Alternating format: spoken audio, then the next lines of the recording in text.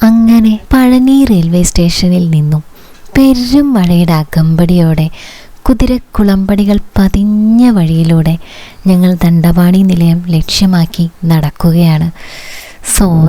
ഓട്ടോയിൽ പോവുകയാണ്. ഇൻട്രോ കുറച്ച് ബോറായി പോയി എന്ന് നിങ്ങൾക്ക് തോന്നിയിട്ടുണ്ടാവില്ലേ? സോറി കേട്ടോ. കുറേ ആലോചിച്ച് എങ്ങനെ തുടങ്ങുമെന്ന് ആലോചിച്ചിട്ട് ഒരു പിടുത്തം കിട്ടിയില്ല. അവസാനം കുറേ നേരം തട്ടിക്കൂട്ടി ഉണ്ടാക്കിയൊരു ഇൻട്രോ ആണ്. അപ്പോൾ ഈ വീഡിയോ എന്തായാലും നിങ്ങൾക്ക് ആർക്കെങ്കിലും ഒരു ഉപകാരമാവട്ടെ എന്ന് വിചാരിച്ച് ചെയ്തതാണ് കേട്ടോ. ഞങ്ങൾ പഴനി പോകുമ്പോൾ ഞങ്ങൾക്ക് പല കാര്യങ്ങളും അറിയില്ലായിരുന്നു. അങ്ങനെ ഞങ്ങൾ പെട്ടുപോയ പല സാഹചര്യങ്ങളും ഉണ്ടായിരുന്നു. അങ്ങനെയെന്ന് പറഞ്ഞ് തുടങ്ങിയപ്പോൾ ആദ്യമായിട്ട് കാണുന്നവർക്കൊക്കെ ഒരു സംശയം ഉണ്ടായിട്ടുണ്ടാവും. ഞങ്ങൾ കഴിഞ്ഞ വീഡിയോയിൽ പഴനി എത്തുന്നത് വരെയുള്ള കാര്യങ്ങൾ പറഞ്ഞിരുന്നു. അപ്പോൾ പഴനി എത്തിയതിന് ശേഷം ഞങ്ങൾക്ക് ഇവിടെ വെച്ചുണ്ടായ അനുഭവങ്ങളും സാഹചര്യങ്ങളും ഒക്കെയാണ് ഇനി പറയാൻ പോണത്. ഞങ്ങൾ ആദ്യം തന്നെ ദേവസ്വത്തിൻ്റെ തന്നെ റൂമുകൾ കിട്ടുന്ന ദണ്ഡപാണി നിലയത്തിലേക്കാണ് വന്നത്. അവിടേക്ക് കയറുമ്പോൾ തന്നെ കുറച്ച് ആൾക്കാർ പുറത്ത് നിൽക്കുന്നുണ്ടായിരുന്നു. അതിനധികവും മലയാളീസ് ആയിരുന്നു. അപ്പോൾ അവർ ഞങ്ങളോട് കയറുമ്പോൾ തന്നെ പറഞ്ഞു ഇവിടെ റൂമൊന്നും ഒഴിവില്ല. അപ്പോൾ എന്തായാലും അവിടെ വരെ വന്നതല്ലേ, അപ്പോൾ ഏട്ടന്മാർ പറഞ്ഞ് ഞങ്ങൾ എന്തായാലും ഒന്ന് പോയി നോക്കിയിട്ട് വരാം. അവിടെ ചെന്നപ്പോൾ അവർ പറഞ്ഞത് ഇവിടെ ബസ് സ്റ്റാൻഡിൻ്റെ അടുത്തായിട്ട് ദേവസ്വത്തിൻ്റെ തന്നെ റൂമുകൾ കിട്ടുന്ന ഒരു സ്ഥലമുണ്ട്, അവിടെ പോയിട്ടൊന്ന് അന്വേഷിക്കാൻ പറഞ്ഞു. മഴ ആരോടോ വാശി തീർക്കാൻ എന്നവണ്ണം ഇങ്ങനെ തിമിർത്ത് പെയ്തുകൊണ്ടിരിക്കുകയായിരുന്നു കേട്ടോ. അപ്പോൾ ഏട്ടന്മാരായാലും ഞങ്ങളെ ദണ്ഡപാണി നിലയത്തിൽ നിർത്തിയിട്ടാണ് പോയത്. അവർ പോയി അന്വേഷിച്ചപ്പോൾ അവിടെ ഒരു റൂമിൽ 3 പേർക്ക് നിൽക്കാം. 350 രൂപയാണ് വാടക. ഞങ്ങൾ 10 പേരുണ്ടായിരുന്നതുകൊണ്ട് തന്നെ ഞങ്ങൾക്ക് 3 റൂം എടുക്കണം. അതൊന്നും ഞങ്ങൾക്കൊരു പ്രശ്നമല്ലായിരുന്നു. പിന്നെ ഒരു പ്രശ്നം എന്ന് പറയുന്നത് അമ്പലം അവിടുന്ന് കുറച്ച് ദൂരമായിരുന്നു. അത് ഞങ്ങൾക്കൊരു ബുദ്ധിമുട്ടാണ്. കാരണം പ്രായമായ അമ്മമാരും ചെറിയ കുട്ടികളൊക്കെ ഉള്ളതാണ്. ഭയങ്കര മഴയായിരുന്നു അന്ന്. പോരാത്തതിന് നമുക്കറിയാത്ത സ്ഥലമാണ്. അതൊക്കെ കൊണ്ട് ഞങ്ങൾക്ക് കുറച്ചൊരു ബുദ്ധിമുട്ടായിരുന്നു. ഏട്ടൻ്റെ കുറച്ച് ഫ്രണ്ട്സിനെയൊക്കെ വിളിച്ച് പ്രൈവറ്റായിട്ട് എവിടെയും റൂം കിട്ടുമോ എന്നൊക്കെ അന്വേഷിക്കുകയായിരുന്നു. അപ്പോൾ അവിടുത്തെ ഒരു സ്റ്റാഫ് വന്നിട്ട് ഞങ്ങളോട് ചോദിച്ചു നിങ്ങൾക്ക് റൂമൊന്നും കിട്ടിയില്ലേന്ന് ചോദിച്ചു. അപ്പോൾ ഏട്ടൻ പറഞ്ഞു ഞങ്ങൾക്ക് അവിടെ കുറച്ച് ബുദ്ധിമുട്ടാണ്. അപ്പോൾ അവർ പറഞ്ഞത് നിങ്ങളൊരു 5 മിനിറ്റ് ഇരിക്കി, ഞങ്ങളിവിടെ റൂം ശരിയാക്കി തരാം. ഇവിടെ നമുക്ക് റൂമിൻ്റെ സൗകര്യത്തിനനുസരിച്ച് പല റേറ്റിനുള്ള റൂമുകളുണ്ട് കേട്ടോ. അപ്പോൾ ഈ കാണുന്ന നീല ബോർഡിൽ ഇതെല്ലാം എഴുതി വെച്ചിട്ടുണ്ട്. ഓരോ റൂമിൻ്റെയും റേറ്റും കാര്യങ്ങളൊക്കെ എഴുതിയിട്ടുണ്ട്. അപ്പം ഞങ്ങൾ അവിടെ ഇരുന്നിട്ട് എല്ലാം ഇങ്ങനെ കണ്ടിട്ടും വായിച്ചിട്ടും ഒക്കെ ഇരിക്കുകയായിരുന്നു. അങ്ങനെ 5 മിനിറ്റും 10 മിനിറ്റും 15 മിനിറ്റും ഒക്കെ കഴിഞ്ഞിട്ടും ആരും ഒന്നും വന്ന് ചോദിച്ചിട്ടൊന്നുമില്ല. അങ്ങനെ ഏട്ടൻ പോയിട്ട് അവിടെ ഒരാളോട് ചോദിച്ചു ഞങ്ങൾക്ക് ഇങ്ങനെ റൂം തരാമെന്ന് പറഞ്ഞു. അപ്പോൾ അവർ പറഞ്ഞു വേറൊരാളോട് ചോദിക്കാൻ പറഞ്ഞു. അങ്ങനെ അവരോടും പോയി ചോദിച്ചു. ഇതുപോലെ തന്നെ ആദ്യം റൂമില്ലാന്ന് പറഞ്ഞ് തിരിച്ചു പോയ കുറച്ച് മലയാളീസൊക്കെ വരുന്നുണ്ടായിരുന്നു. അപ്പോൾ അവരും പറയുന്നുണ്ട് റൂമില്ലാന്ന് പറഞ്ഞു പോയിട്ട് പിന്നെ അവിടെ റൂം കിട്ടി. അവരോടൊക്കെ പറഞ്ഞത് നമുക്ക് ക്ലീൻ ചെയ്യാനുണ്ട്, ക്ലീൻ ചെയ്ത് കഴിഞ്ഞാൽ റൂം കിട്ടുന്നതാണ്. അങ്ങനെ ഞങ്ങൾ കുറച്ചു നേരം കൂടി അവിടെ വെയിറ്റ് ചെയ്തു. ഇവരാണെങ്കിൽ ഒന്നും പറയാതെ 2 തൂണിയിൽ കാലിട്ട് നിൽക്കുന്ന പോലെയായിരുന്നു. റൂം ഉണ്ടെന്നും പറയുന്നുണ്ട്, നമുക്കൊന്ന് പിന്നെ ഒന്നും പറയുന്നില്ല. അങ്ങനെ ഞങ്ങൾ പിന്നെയും കുറേ നേരം അവിടെ വെയിറ്റ് ചെയ്തു. അവിടെ വെയിറ്റ് ചെയ്യാന്ന് പറയുമ്പം കുറച്ചൊരു കഷ്ടപ്പാടായിരുന്നു. കാരണം നല്ല കൊതുകുണ്ടായിരുന്നു, പിന്നെ മഴയായിരുന്നു. അതും പോരാത്തതിന് മോള് ഭക്ഷണമൊന്നും കഴിച്ചിട്ടില്ലായിരുന്നു ട്രെയിനായപ്പോഴൊന്നും. അപ്പോൾ വിശന്നിട്ട് അവൾ കരയുന്നുണ്ട്. പിന്നെ അവൾക്ക് വേറെ ഓരോ കാര്യങ്ങൾ ചെയ്യാനുണ്ടായിരുന്നു. അങ്ങനെയൊക്കെ ആയിട്ട് ഞങ്ങൾക്ക് കുറച്ചൊരു പ്രഷർ അനുഭവിച്ചൊരു സമയമായിരുന്നു അത്. എത്രയായിട്ടും പിന്നെ അവരൊന്ന് വന്ന് നോക്കുകയൊന്നും ചെയ്യുന്നില്ല. അങ്ങനെ ഒരു 7 മണിയൊക്കെ കഴിഞ്ഞു. ആ സമയത്തും ഏട്ടൻ പോയിട്ട് അവരോട് ചോദിച്ചു ഞങ്ങളിങ്ങനെ റൂം അവർ തരാമെന്ന് പറഞ്ഞിരുന്നു, അതിനെപ്പറ്റി ഒന്ന് ആലോചിക്കുമെന്നൊക്കെ ചോദിച്ചു. അങ്ങനെ പിന്നെ ഒരു 7:30 ആവാനായപ്പോഴാണ് അവിടുത്തെ ഒരു സ്റ്റാഫ് വന്നിട്ട് റൂം കാണിച്ചു തരാമെന്ന് പറഞ്ഞു. അങ്ങനെ അവർ കൊണ്ടുപോയിട്ട് നമുക്ക് അവിടുത്തെ ഒരു റൂം കാണിച്ചു തന്നു. അതിൽ ഒന്ന് AC റൂമും ഒന്നൊരു സാധാരണ റൂമും ആയിരുന്നു. ഒരു 5:15 ആയപ്പോഴത്തേക്കാണ് ഞങ്ങളവിടെ എത്തിയത്.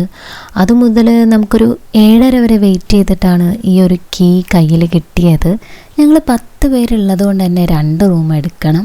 ഞങ്ങൾ ഈ വീഡിയോസൊക്കെ പിറ്റേ ദിവസം രാവിലെ എടുത്തതാണ് കേട്ടോ. തലേ ദിവസം മഴയും പിന്നെ രാത്രി ആയതുകൊണ്ടും പിന്നെ അപ്പോഴത്തെ ഒരു മാനസികാവസ്ഥ കൊണ്ടൊന്നും നമുക്കധികം വീഡിയോസൊന്നും എടുക്കാൻ പറ്റിയില്ല. അപ്പോൾ പിറ്റേ ദിവസമാണ് ഞങ്ങൾ ഈ വീഡിയോസൊക്കെ എടുത്തത്.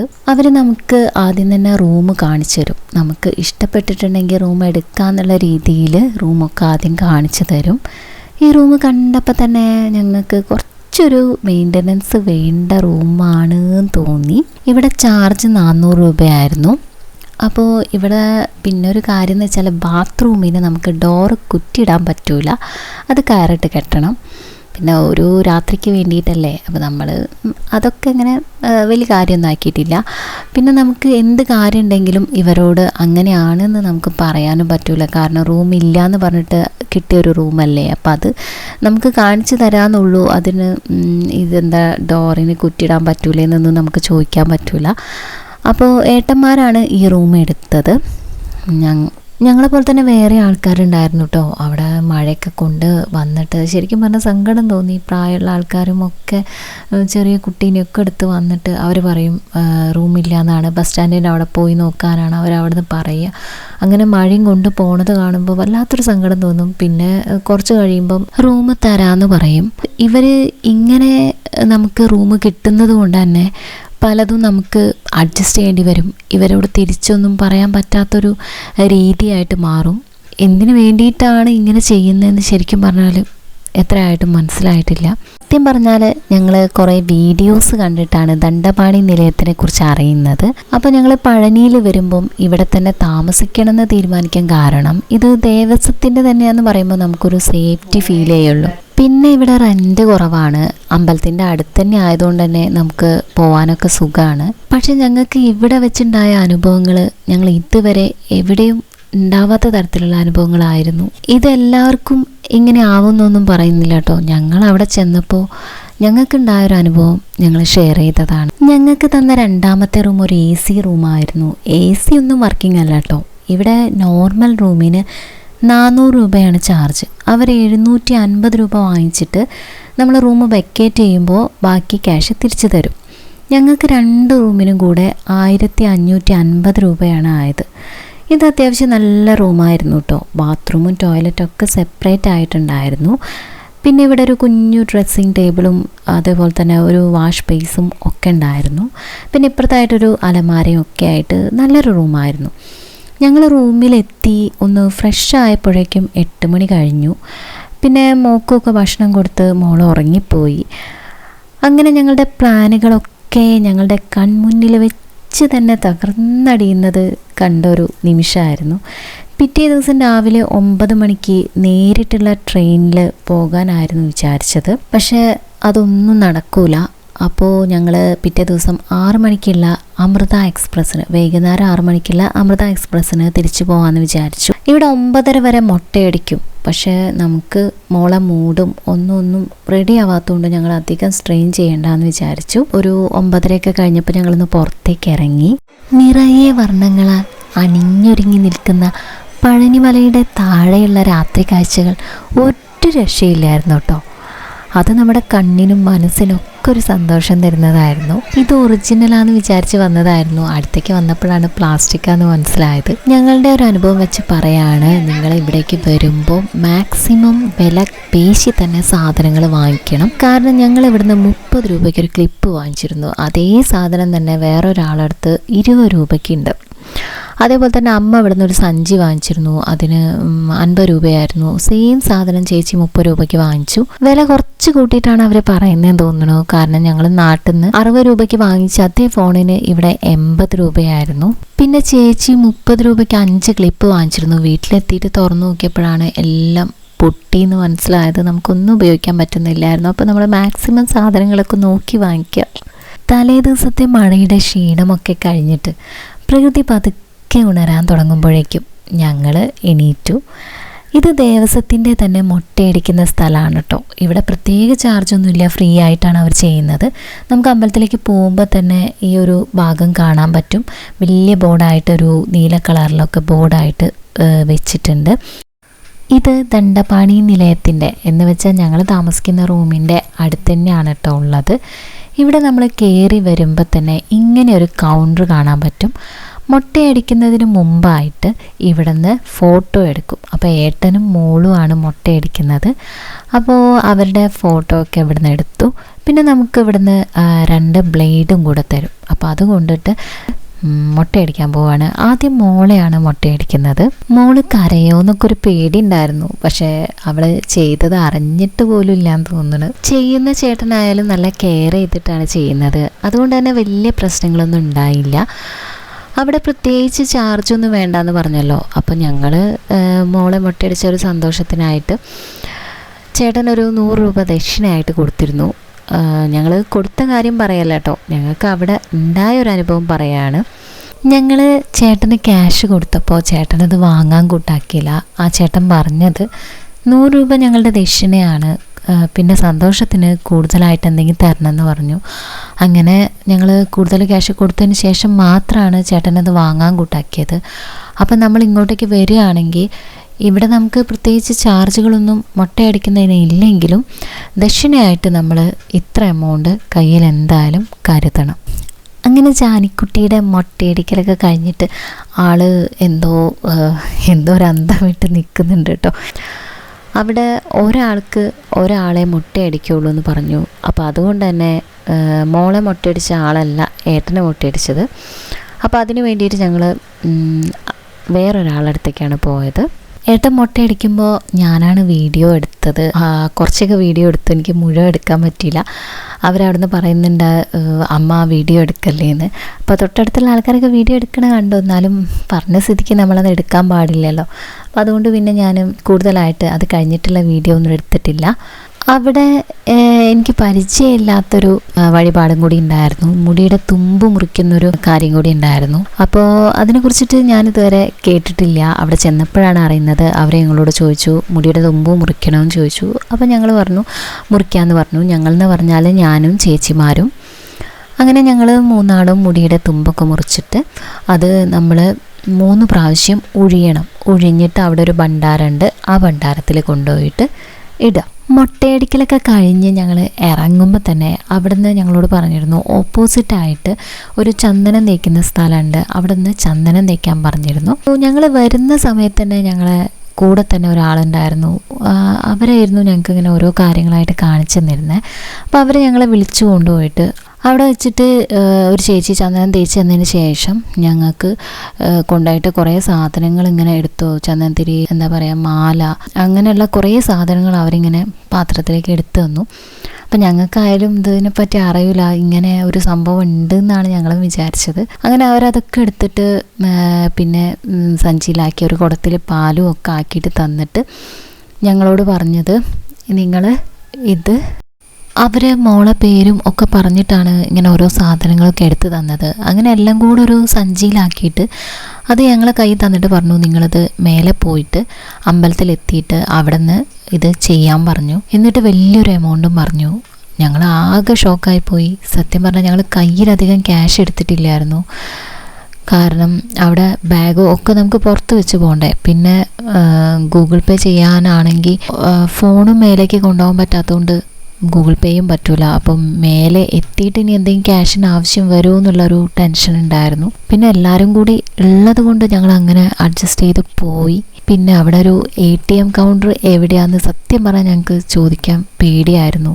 എല്ലാ കാര്യത്തിനും അവിടെ പൈസയ്ക്ക് ഭയങ്കര ഇമ്പോർട്ടൻസ് കൊടുക്കുന്നൊരു സ്ഥലമാണ്. അതുകൊണ്ട് തന്നെ നമുക്ക് ഒരാളോട് ATM കൗണ്ടർ എവിടെയാണെന്നൊക്കെ നീ ചോദിക്കുമ്പോൾ അതും ഇനി എന്തെങ്കിലും പറ്റിപ്പിൽ അകപ്പെടുമോ എന്നുള്ളൊരു പേടി ഉണ്ടായിരുന്നു. അതുകൊണ്ട് തന്നെ നമുക്കൊന്നും ചോദിക്കാനൊന്നും പറ്റാത്തൊരവസ്ഥയായിരുന്നു. ഇവിടെ വരുമ്പോൾ നമുക്ക് എന്തെങ്കിലും സംശയം ഉണ്ടെങ്കിലോ എന്തെങ്കിലും കാര്യങ്ങൾ അറിയാനുണ്ടെങ്കിലോ ഒക്കെ ഏറ്റവും സൗകര്യം എന്ന് പറയുന്നത് ഇവിടെ പോലീസുകാർ പെട്രോളിംഗ് നടത്തുന്നുണ്ട്. പിന്നെ ഇവിടെ അടുത്ത് തന്നെ പോലീസ് സ്റ്റേഷൻ ഉണ്ട്. നമുക്ക് ധൈര്യമായിട്ട് തന്നെ അവരോട് കാര്യങ്ങളൊക്കെ ചോദിച്ചറിയാം. ഓരോ അനുഭവങ്ങൾ വരുമ്പോഴാണത് ഓരോ കാര്യങ്ങളായാലും മനസ്സിലാവുക. അപ്പോൾ അതുകൊണ്ട് തന്നെ ഇനി ഇവിടെ മുട്ടയടിക്കാൻ വരുന്നവരോട് ഒക്കെ എനിക്ക് പറയാനുള്ളത് നമ്മൾ ഇവിടെ നിന്ന് നമ്മൾ തന്നെ ചന്ദനം വാങ്ങിയിട്ട് തലയിൽ തേക്കുന്നത് തന്നെയാണ് നല്ലത്. പഴനിമല കയറുന്നതിന് മുമ്പായിട്ട് നമുക്ക് നമ്മുടെ മൊബൈൽ ഫോണുകളും ചെരുപ്പും ബാഗും ഒക്കെ വെക്കാനായിട്ട് ഇവിടെ ഫ്രീ ആയിട്ട് ക്ലോക്ക് റൂമുകളുണ്ട്. അപ്പോൾ അവിടെ വെച്ചിട്ട് നമുക്ക് പോകാൻ പറ്റും. പിന്നെ നമ്മൾ സാധനങ്ങൾ എടുക്കുമ്പോൾ എന്തെങ്കിലും ഒരു ചെറിയ എമൗണ്ട് കൊടുക്കുന്നുണ്ട്. അതിനെക്കുറിച്ചിട്ട് കേട്ടറിവുള്ളൂ കേട്ടോ. ഞങ്ങൾ അവിടെ സാധനങ്ങളൊന്നും വെച്ചിട്ടില്ല. റൂം അടുത്തായതുകൊണ്ട് തന്നെ ചെരുപ്പും എല്ലാ സാധനങ്ങളും ഞങ്ങൾ റൂമിൽ വെച്ചിട്ടാണ് മല കയറിയത്. ഇനി ഞങ്ങൾ പഴനിമല കയറാൻ പോവാണ്. പഴനിമല ഞങ്ങൾക്കല്ല എല്ലാവർക്കും 3 രീതിയിൽ കയറാം. ഒന്നാമതായിട്ട് ഇവിടെ ആദ്യം തൊട്ടേ ഉള്ള സ്റ്റെപ്പുകൾ വഴി നമുക്ക് കയറാൻ പറ്റും. രണ്ടാമതായിട്ട് ഇവിടെ എന്തെങ്കിലും പ്രത്യേകത ഉള്ള ദിവസങ്ങളിലൊക്കെ ആനേനെയൊക്കെ കൊണ്ടുപോകാൻ വേണ്ടി ഉപയോഗിക്കുന്ന ഒരു വഴിയുണ്ട്. അവിടുത്തെ പ്രത്യേകത അവിടെ സ്ലോപ്പും സ്റ്റെപ്പും കൂടി ആയിട്ടാണ്. അവിടുത്തെ സ്റ്റെപ്പുകളൊക്കെ കുറച്ച് വീതി കൂടിയ സ്റ്റെപ്പാണ്. പിന്നെ അതിൻ്റെ കൂടെ കുറച്ച് സ്ലോപ്പായിട്ടുള്ള സ്ഥലം കൂടി ഉണ്ടാവും. അങ്ങനെ നമുക്ക് കയറാൻ പറ്റും. അടുത്തതായിട്ട് സ്റ്റെപ്പുകൾ കയറാതെ ഒന്നുകിൽ വിഞ്ച് ട്രെയിൻ വഴിയോ അല്ലെങ്കിൽ കേബിൾ കാർ വഴിയോ നമുക്ക് പഴനിമല കയറാം. അപ്പോൾ ഞങ്ങൾക്ക് ഇനി കൂടുതലായിട്ട് നിങ്ങൾക്ക് വീഡിയോസിലൂടെ അതൊന്നും കാണിക്കാൻ പറ്റില്ല കേട്ടോ. മേലേക്ക് ക്യാമറ കൊണ്ടുപോകാൻ പറ്റാത്തത് കൊണ്ട് തന്നെ ഞങ്ങളിങ്ങനെ പറഞ്ഞു പോവാണ്. അപ്പോൾ നിങ്ങൾക്കത് കണ്ടാൽ ഒക്കെ മനസ്സിലാവുമെന്ന് വിചാരിക്കുന്നു. അമ്മയ്ക്ക് സ്റ്റെപ്പുകൾ കയറാൻ ബുദ്ധിമുട്ടുള്ളത് കൊണ്ട് തന്നെ അമ്മയേട്ടനും കൂടി വിഞ്ച് ട്രെയിൻ വഴിയാണ് കയറിയത്. അവിടെ 60 രൂപയായിരുന്നു ചാർജ്. ഞങ്ങൾ പഴനിമലയൊക്കെ കയറി മേലെ എത്തിയിട്ടും വിഞ്ച് ട്രെയിനിലുള്ള ആൾക്കാരൊന്നും എത്തിയിട്ടില്ലായിരുന്നു കേട്ടോ. അപ്പം ഞങ്ങൾക്കായാലും പേടിയായി. ഇനി അവരെ വഴി അറിയാതെ എവിടെയെങ്കിലും പെട്ടുപോയതാണോ എന്നൊന്നും അറിയില്ലല്ലോ. വിളിച്ചു നോക്കാനാണെങ്കിൽ ഫോണും ഇല്ല. അപ്പോൾ എന്തായാലും ഏട്ടൻ വിഞ്ച് ട്രെയിനിൽ താഴേക്കിറങ്ങി അവിടെ നോക്കിയിട്ടൊന്നും അവരെ കണ്ടിട്ടില്ലായിരുന്നു. പിന്നെ എന്തായാലും കയറാൻ അവിടെ കുറേ സമയം എടുക്കുന്നുണ്ടെന്ന് പറഞ്ഞു. ഇറങ്ങാൻ നമുക്ക് പെട്ടെന്ന് ഇറങ്ങാൻ കഴിയുന്നുണ്ട്, കയറാനാണ് കുറേ സമയം എടുക്കുന്നത്. അപ്പോൾ അതുകൊണ്ട് തന്നെ ഏട്ടൻ പിന്നെ സ്റ്റെപ്പ് കയറിയിട്ട് തന്നെയാണ് മേലേക്ക് വന്നത്. അങ്ങനെ ഞങ്ങൾ കുറേ നേരം അവിടെ വെയിറ്റ് ചെയ്തു. പഴനിമല കയറി നമ്മൾ അമ്പലത്തിലേക്ക് കടക്കുമ്പോൾ അവിടുന്ന് എപ്പോഴും കേൾക്കുന്ന ഒരു അനൗൺസ്മെൻ്റ് ആണ്, ദേവസ്വത്തിന് പ്രത്യേക ഏജൻറ്റുമാരില്ല. അപ്പോൾ അതുകൊണ്ട് തന്നെ എന്തെങ്കിലും കാര്യം പറഞ്ഞ് ആരെങ്കിലും നിങ്ങളെ സമീപിച്ചു കഴിഞ്ഞാൽ അതിൽ വിശ്വസിക്കരുത്, പറ്റിക്കപ്പെടാതിരിക്കുക, അങ്ങനെയൊക്കെ പറഞ്ഞിട്ട് നമുക്ക് മലയാളത്തിലും ഒക്കെ അനൗൺസ്മെൻറ്റ് കേൾക്കാം. അത് കേൾക്കുമ്പോൾ തന്നെ നമ്മൾ പറ്റിക്കപ്പെട്ടതാണെന്നുള്ള കാര്യം മനസ്സിലാവും. പിന്നെ ഞങ്ങൾ കയറി ചെല്ലുമ്പോൾ തന്നെ അവിടെ ഞങ്ങളുടെ അടുത്തേക്ക് വന്നിട്ട് ഞങ്ങൾ അഭിഷേകം ചെയ്യാം എന്നൊക്കെ പറഞ്ഞിട്ട് കുറച്ച് ആൾക്കാർ വന്നിരുന്നു. അവരുടെ അടുത്ത് ഞങ്ങൾ എന്തായാലും ഈ കൊണ്ടുപോയ സാധനങ്ങളൊന്നും കൊടുത്തിട്ടില്ല.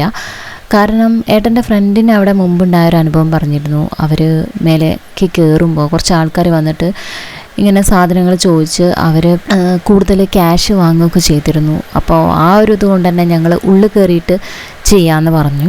ശരിക്കും നമുക്ക് എന്ത് വഴിപാടുകൾ ചെയ്യാനാണെങ്കിലും മേലെ ഷീറ്റാക്കിയിട്ട് നമുക്ക് ചെയ്യാൻ പറ്റും. താഴത്തുനിന്ന് നമുക്ക് ഇതുപോലെ തന്നെ കുറേ ആൾക്കാർ വരും, എന്തെങ്കിലും സാധനങ്ങൾ കൊണ്ടുവന്നിട്ട് ഇതവിടെ ചെയ്യണം, ഇങ്ങനെ ചെയ്യണം എന്നൊക്കെ പറഞ്ഞിട്ട് നമ്മളതൊന്നും വാങ്ങിക്കേണ്ട ആവശ്യമില്ല. അവിടെ നിന്ന് എന്തെങ്കിലും വാങ്ങിച്ചു കഴിഞ്ഞാൽ ശരിക്കും ഞങ്ങളായാലും മേലെ എത്തിയപ്പോൾ ഇതെന്ത് ചെയ്യും, നീ എവിടെ കൊടുക്കും എന്നുള്ള ആകെ ഒരു കൺഫ്യൂഷനായിരുന്നു.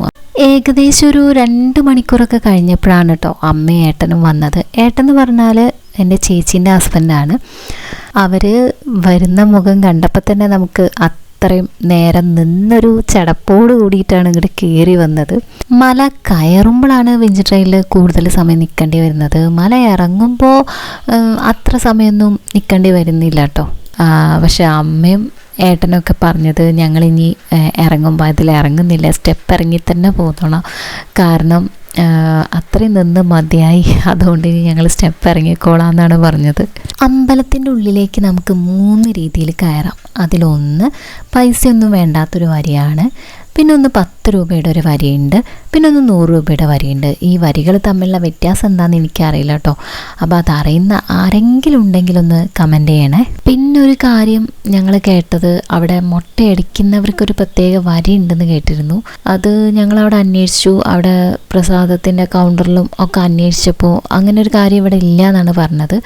അഥവാ സ്ത്രീകളാരെങ്കിലും മുട്ടയടിക്കുകയാണെങ്കിൽ അവർക്ക് പ്രത്യേക പരിഗണന ഉണ്ടെന്ന് പറഞ്ഞു. അല്ലാതെ മുട്ടയടിക്കുന്നവർക്ക് പ്രത്യേകം കയറാനുള്ള വരിയൊന്നും ഇല്ല എന്നാണ് അവർ പറഞ്ഞത്. അമ്പലത്തിൽ നമുക്ക് ഭക്ഷണമൊക്കെ ഉണ്ട്. അവിടെ നമുക്ക് പോകുമ്പോൾ തന്നെ വരി കാണാം. ഞങ്ങൾ പിന്നെ അവിടെ ഭക്ഷണം കഴിച്ചിട്ടില്ല. ഞങ്ങൾക്ക് ഒന്നാമത് എല്ലാവരും എത്തിച്ചേർന്നപ്പോഴത്തേക്കും തന്നെ 12 മണിയൊക്കെ കഴിഞ്ഞിട്ടുണ്ടായിരുന്നു. പിന്നെ രാവിലെ ചായ ഒന്നും കുടിച്ചിട്ടില്ല. അവിടുന്ന് പായസം കുറച്ച് പ്രസാദങ്ങൾ, ലഡു, അങ്ങനത്തെ കുറച്ച് പ്രസാദങ്ങളൊക്കെ ഉണ്ടായിരുന്നു. അപ്പോൾ അതൊക്കെ കുറച്ചൊന്ന് വാങ്ങി കഴിച്ചു. പിന്നെ നമുക്ക് അധികം വരിക്ക് നിൽക്കാനോ മൂക്കായാലും വേഗം ഭക്ഷണമൊക്കെ കൊടുക്കണം. അതുകൊണ്ട് തന്നെ നമുക്ക് അവിടുന്ന് ഭക്ഷണം കഴിച്ചിട്ടില്ലായിരുന്നു. ഞങ്ങൾ പിന്നെ മല ഇറങ്ങിയതിന് ശേഷമാണ് പുറത്തുനിന്നാണ് ഭക്ഷണം കഴിച്ചത്. ഞങ്ങൾക്ക് അവിടെ 2 റൂമിനും കൂടെ 1550 രൂപയാണ് ആയത്. അവിടെ നോർമൽ റൂമിന് 400 രൂപയാണ്. പിന്നെ 750 രൂപ അവർ റൂം എടുക്കുമ്പോൾ വാങ്ങിക്കും. ബാക്കി എമൗണ്ട് റൂം വെക്കേറ്റ് ചെയ്യുമ്പോൾ തിരിച്ചു തരികയാണ് ചെയ്യുക. ഞങ്ങൾക്ക് ഒന്ന് AC റൂമായിരുന്നു, പക്ഷേ AC ഒന്നും വർക്കിംഗ് അല്ല. അപ്പോൾ 2 റൂമിനും കൂടെ ഞങ്ങൾക്ക് 1550 രൂപയായിരുന്നു വാങ്ങിച്ചത്. ഞങ്ങൾ റൂം വെക്കേറ്റ് ചെയ്യുമ്പോൾ തിരിച്ചൊന്നും കിട്ടിയിട്ടില്ല. പിന്നെ റൂം ഇല്ലയെന്നും പറഞ്ഞിട്ട് നമുക്ക് അഡ്ജസ്റ്റ് ചെയ്ത് തന്നതുകൊണ്ട് ഞങ്ങളൊന്നും ചോദിച്ചിട്ടുമില്ല. 6 മണിക്കാണ് അമൃത എക്സ്പ്രസ്. അപ്പം ഞങ്ങൾ ഒരു 5:30 ആയപ്പോഴത്തേക്കും റെയിൽവേ സ്റ്റേഷനിലെത്തി. ട്രെയിൻ വന്നപ്പോഴേക്കും ഒരു 6:30 ആയിട്ടുണ്ട്. ഞങ്ങൾ പാലക്കാട് ഇറങ്ങി അവിടുന്ന് പോകാനാണ് വിചാരിക്കുന്നത്. സാധാരണ ഏതെങ്കിലും ഒരു യാത്രയൊക്കെ കഴിഞ്ഞ് വരികയാണെങ്കിൽ വണ്ടി ഇറങ്ങി ഇങ്ങനെ വീട്ടിലേക്ക് പോകുമ്പോൾ ഒരു കുഞ്ഞു സങ്കടം ഉണ്ടാവും. പക്ഷേ എനിക്ക് ഇന്നെൻ്റെ നാട്ടിലെത്തിയപ്പോൾ ഭയങ്കര ഒരു ആശ്വാസമാണ് തോന്നിയത്. എന്തോ ഒരു പ്രത്യേക ഒരു ഫീല് തോന്നി. എന്നാലും നമുക്ക് ആ പഴനി മലയിലെ ആ കാഴ്ചകളും മല കയറിയിട്ട് അവിടെ ഉള്ളൊരു ഫീലും ഒക്കെ കൊണ്ട് നമുക്ക് വീണ്ടും വീണ്ടും പഴനിയിലേക്ക് പോകാൻ തോന്നും. പിന്നെ നമുക്ക് ഓരോ യാത്രകളിലും എന്തെങ്കിലും ഒരു നന്മ ഉണ്ടായിരിക്കും. ഞങ്ങൾ ട്രെയിനിൽ വെച്ച് കുറച്ച് ആൾക്കാരെ പരിചയപ്പെട്ടിരുന്നു. അവർ നമ്മുടെ മോള് ട്രെയിനിൽ നിന്ന് ഭയങ്കര കരച്ചിലായിരുന്നു. ആ സമയത്ത് അവർ കരച്ചിൽ മാറ്റാൻ വേണ്ടിയിട്ട് കുറേ കാര്യങ്ങളൊക്കെ ചെയ്തിരുന്നു. പിന്നെ അതേപോലെ തന്നെ മൂക്ക് പാല് കൊടുക്കാനായാലും അവരെ സീറ്റ് മാറി തന്ന് അതിനുള്ള സൗകര്യമൊക്കെ ഉണ്ടാക്കി തന്നു. അവരോട് എനിക്ക് പോരുമ്പോൾ ഒരു താങ്ക്സ് ഒന്നും പറയാൻ കഴിഞ്ഞില്ല. കാരണം മോള് കരച്ചിലായപ്പോൾ എങ്ങനെയെങ്കിലും ട്രെയിനിൽ നിന്ന് ഇറങ്ങി കരച്ചിൽ നിർത്താമെന്നുള്ള ടെൻഷനിലായിരുന്നു. അപ്പോൾ ഈ ഒരു സാഹചര്യത്തിൽ ഞാൻ അവരോട് നന്ദി പറയുകയാണ്. ഈ വീഡിയോ എപ്പോഴെങ്കിലും എങ്ങനെയെങ്കിലും അവർ കാണുകയാണെങ്കിൽ അവരോട് ഞാൻ നന്ദി പറയുകയാണ്. ഞങ്ങൾ കഴിഞ്ഞ പഴനി വീഡിയോ കഴിഞ്ഞിട്ട് ഒരുപാട് വൈകിട്ടാണ് ഈ വീഡിയോ ഇടുന്നത്. അപ്പോൾ ഞങ്ങളെ വീഡിയോസ് അധികം ആൾക്കാരൊന്നും അധികം എത്താത്തതുകൊണ്ട് ആരും പിന്നെ അടുത്ത വീഡിയോനെ പറ്റി ചോദിച്ചിട്ടില്ല. ഞങ്ങൾക്ക് ഓരോ സാഹചര്യങ്ങളുകൊണ്ടും പിന്നെ ഓരോ ഓരോ കാര്യങ്ങളുകൊണ്ട് തന്നെ നമുക്ക് കുറേ വൈകിട്ടാണ് ചെയ്തത്. അപ്പോൾ ഓരോ വീഡിയോയിലും നമുക്ക് ഓരോ തെറ്റുകളൊക്കെ പറ്റിയിട്ടുണ്ടെങ്കിലും അതെല്ലാവരും പറഞ്ഞു തരുമ്പോൾ നമുക്കത് സന്തോഷമുള്ളൂ. അപ്പോൾ അതേപോലെ തന്നെ ഇനിയും ഞങ്ങൾക്ക് നല്ല വീഡിയോസൊക്കെ എടുത്ത് ചെയ്യാൻ കഴിയണമെന്ന് വിചാരിക്കുന്നു. ഇപ്പോൾ നമുക്ക് ആദ്യം ഞങ്ങൾ ഓരോ യാത്രകൾ ഓരോ സ്ഥലത്തൊക്കെ പോകാറുണ്ടെങ്കിലും അത് അവിടെ അങ്ങോട്ട് തീരും. പക്ഷേ ഇപ്പോൾ ഒരു വീഡിയോ നമ്മൾ ചെയ്യുമ്പോൾ അത് വേറെ ഒരാളോട് പറയുന്ന പോലെ നമ്മളെ ആ ഒരു യാത്ര എപ്പോഴും ഓർമ്മിക്കുന്നതും പിന്നെ ഞങ്ങൾക്ക് തന്നെ കാണുമ്പം അതിൻ്റേതായിട്ടുള്ള ഒരു സന്തോഷം ഒക്കെ തോന്നുകയാണ്. പിന്നെ നമ്മുടെ അനുഭവങ്ങൾ നമ്മൾ പറയുമ്പം ആർക്കെങ്കിലും ഒരു ഉപകാരം ആവട്ടെ എന്ന് വിചാരിക്കുന്നു. എല്ലാവർക്കും നന്മ നേർന്നുകൊണ്ട് ഞങ്ങൾ അടുത്ത വീഡിയോസായിട്ട് വരാൻ വേണ്ടിയിട്ട് പോവാണ് കേട്ടോ.